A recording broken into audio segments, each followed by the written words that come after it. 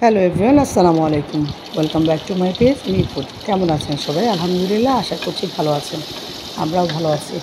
এই তো আজকে আমি বেলে মাছ রান্না করব, গ্রাম্য ভাষায় যেটাকে বলে বাইল্লা মাছ।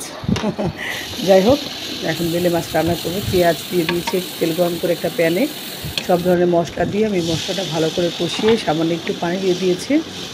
এখন মশলাটা আমি ভালো করে কষিয়ে নিব। আজকে আমি ঝিঙে দিয়ে রান্না করব। স্বাদ মতো লবণও দিয়ে দিয়েছি, তো মশলাটা একটু কষাতে দিয়েছি।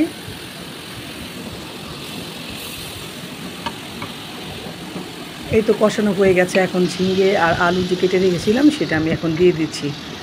মশলার সাথে ভালো করে মিশিয়ে নিয়ে আমি কষিয়ে নিব। আমি এটা ফ্রোজেন করে রেখেছিলাম, মাছটা সব মশলা মেখে রেখে দিয়েছিলাম এভাবে। তাহলে মাছটা খেতেও ভালো লাগে, টেস্ট নষ্ট হয় না, আর আমার খুব ইজি হয়। মানে মাছ ধোয়ার ঝামেলা থাকে না, জাস্ট নামিয়ে মাছ তরকারিতে দিয়ে আমি রান্না করে ফেলতে পারি খুব ইজি ওয়েতে। যাই হোক, এই পর্যায়ে এখন আমি মাছগুলো সব দিয়ে দিয়েছি তরকারির সাথে। আর একটু কষিয়ে নিব, কষিয়ে দেন আমি এখানে পানি দিয়ে দিব মাছটা সিদ্ধ হওয়ার জন্য।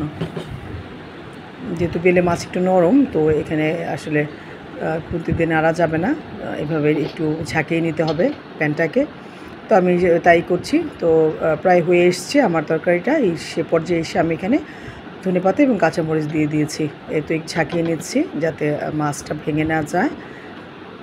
তো আমার রান্না হয়ে গেছে আলহামদুলিল্লাহ। খুব সুন্দর হয়েছে দেখতে এবং খেতেও অসাধারণ টেস্ট হয়েছে। দেখছেন কত সুন্দর হয়েছে কালারটা।